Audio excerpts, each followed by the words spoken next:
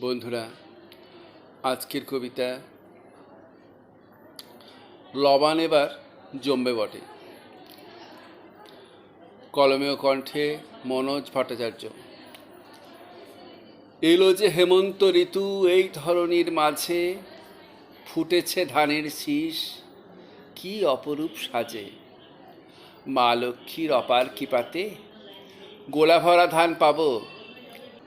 গিন্নি আবার বায়না ধরেছে, এক জোড়া কানপাশা নেব। অঘ্রাণ মাসে নতুন ধানের নতুন চালের লবানে ঘর গোষ্ঠী আত্মীয় স্বজন সবাই খাবো খুব জমিয়ে। খাবো আমরা ভালো মন্দ, বাসি লবানটাও জমবে বটে। হাবু কষায় কাটবে খাসি, যেতে হবে আগে ভাগে। নমস্কার।